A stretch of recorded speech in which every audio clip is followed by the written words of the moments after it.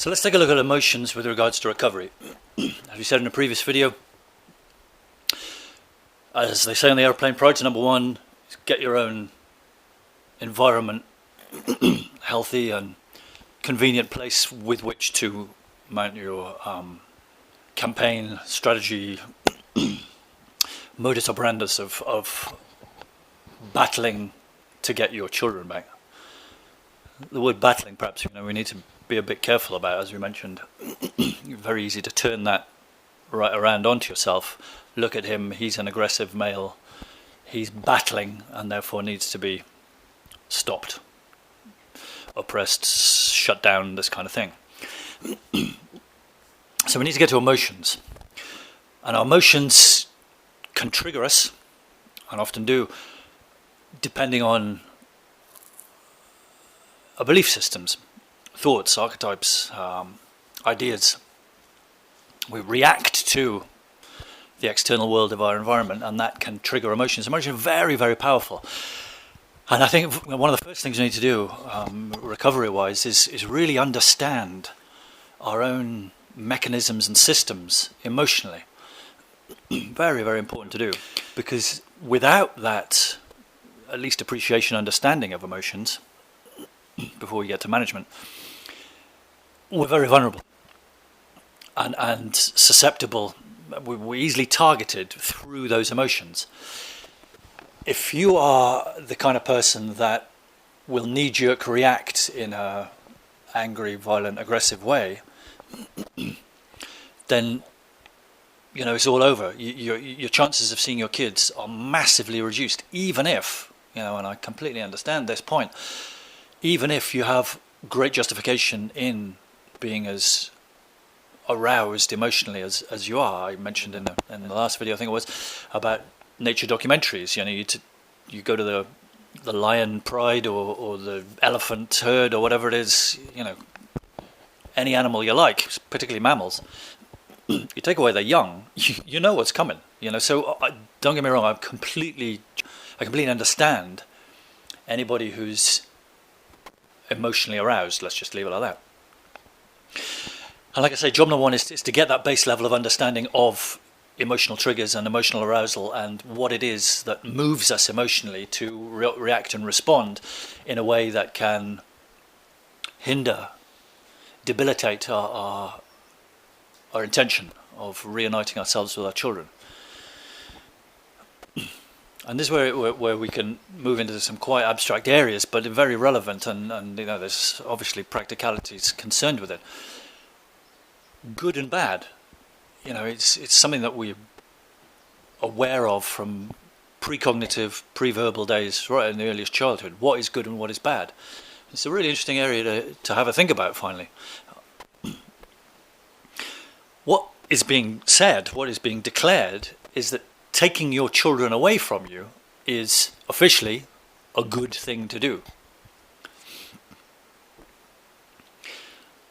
And we mentioned Nietzsche in Friedrich Nietzsche's book Beyond Good and Evil in previous video, and it begs the question: who's in charge of what's good and what's bad? We'll stick with the extreme stuff to begin with. Let's go with killing somebody. You ask somebody, is that a good or a bad thing to do? Almost 100% you'll get the response coming back, it is bad to take the life of another. However, there's contradictions to that all over the place. You take returning soldiers from a war, they're lauded as heroes. So there's a proviso, there's an area that needs to be seen as an exception to the rule. So it is good unless, or it is bad unless, depending on what the topic is you're talking about. So if you say to somebody, in our situation, is it bad to take children away from parents? Well, the obvious answer is yes, it is bad to do that. But where we are, the opposite is in effect.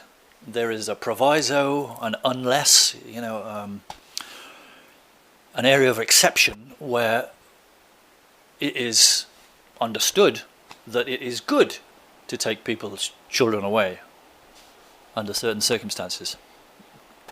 And this is where the battleground is, the whole legal system that's cropped up around this area, saying that we are doing society a decent and noble service in severing the bonds of parenthood from children. And this exponentially increases year on year. Huge amounts of money. We can talk about the details of it. But the point we're trying to make here is what is good and what is bad. And this is a joke about it. Isn't it a coincidence that patriots, people who have nationalism at the core of their identity, how lucky they are, therefore, to be born into the best country in the world. I'm joking, of course, because every patriot believes their country is the best country in the world, but that's a very subjective position because of their belief system. And you say to a patriot, hey, look at this, here's examples of your country that present it as bad. Well, then there could be emotional triggers to that. Football riots at World Cups or that kind of thing, is a good example of what we're talking about.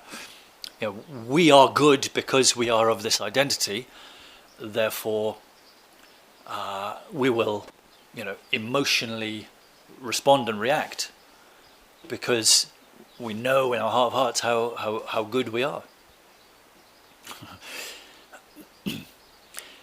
And we're in a position where we are being told that what we understand from our belief system is really bad.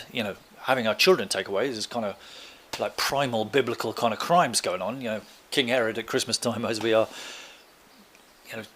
killing every baby under 2. People go, oh my God, thank God society's moved on from that. Well, I think you and I in this position know that society hasn't moved on from that, and these appalling crimes against children are still being committed. But the difference being that there's justification and reasoning behind what they give. So the public are led to believe that, there's a lot of bad parents out there, particularly fathers, who need to be taken away from their children. And, if you put it into the Jimmy Savile area, there is a case for severing the bond between children and adults, depending on, what's going on. And this belief system, we believe morally in our heart of hearts that we are right and good and just in fighting and battling the divided opposition, the other side of the trench, the dividing line, for what is good. And I think it's naive. I think that people who control what's right and wrong, these belief systems, are in a very powerful position. Take the election just gone in here in Britain. We've had the left Labour Party and all the people identified as lefties, in that identity group being pitched against the righties, the Conservatives in Britain, who have an identity label of blue Conservative. So the Reds against the Blues, and there's, battle, and whoever's in charge of, the algorithms of social media or the news or the media in general, they have control of the emotional responses and reactions of millions of people. So if they put a bogeyman, let's take, I don't know, if you're a red Labour lefty, a bogeyman for you is probably someone like Jacob Rees-Mogg. So you can put Jacob Rees-Mogg on a pedestal somewhere, get him to say, one or two things, and millions of people will emotionally react to that, and are therefore easily to manipulate, because their identity label, their identity politics, are so predictable and in sync with the parameters that they are putty in the hands. And this is where we are. Because they correctly predict our passion and our bond with our children, they know that to concoct a narrative whereby we are bad parents and to seemingly justifiably take our children away from us, they know that most people under those circumstances will emotionally react to that situation. I've been in this since 2014, and I hold my hand up completely. My arousal emotionally has been massive because of the depth of my love for my 3 boys. And that has been manipulated and coerced to make me seem like I'm worse in terms of morals and ethics than I am, and therefore justifies, the crime that's been committed against me. I think I mentioned it in the last video. There's this horrific kind of catch-22 double bind whereby the reaction to the crime against us that they predict will justify the crime against us. And this is, rolled out all over the country thousands of times every week. Parents having their children removed from their custody, and they get very, very cross because of it. And then the authorities and the perpetrating, targeting parent can say, well, that's why. Look, it's obvious. It's obvious why we need to keep him away from the children, because of the arousal emotionally that comes out of him. And it's basically these days illegal to be an angry man. If you're in public and you're an angry man, one quick phone call to the police and you'll be in a cell. And the differentiation between dangerous and angry is massive. It's just that because we're large males, it's easy to construe that to being dangerous. So to conclude, be aware of your emotions, be aware of your emotional triggers, and what you think is good and bad as a subjective because of your upbringing. Try and release that so that you're in a much more objective place, and so you can strategize and think much more rationally and reasonably as to how you're going to strategize your steps going forwards. If you can step away from your emotions, look at them, feel into them, manage them, put a punch bag up in your attic, or go jogging, tai chi, football practice, exercise is so good for moving static and consternation and stresses and strains through the body and out. You need to excrete emotions. This is where we are. And emotional awareness and management can be the difference between achieving your intention and ending up in prison. There's an anecdote I heard the other day whereby a very professional and together conventional guy, he was a pilot on an aeroplane, commercial aeroplane. He was in a situation, had his children removed without any evidence against him, by a malicious parent via the family law courts, and he let his emotions overtake him, completely attached to those knee-jerk reactions and triggers, that he got himself inebriated and went over to the home that he'd been evicted from, and I don't know the exact details, but I know that he killed the mother and is now doing a 30-year stint in prison. And that's not something that he's ever been involved with before, clean criminal record, this kind of stuff. But because of the nature of the injustice that he felt and the emotions that came with that, allowed the crimes against him to seem justified. And now he's in prison for 30 years, and his hopes of reuniting himself with his children are obviously pretty much nil. Whereas, with this emotional management, the chances of, I think I used this phrase in a previous video, out mothering a mother, in terms of, attaching oneself to the feminine energy, acceptance, nurture, forgiveness, mothering, this kind of thing, creates the question mark that maybe what we think is, what the crowd, the herd, the hive mentality think, oh, it's good to remove children from bad parents.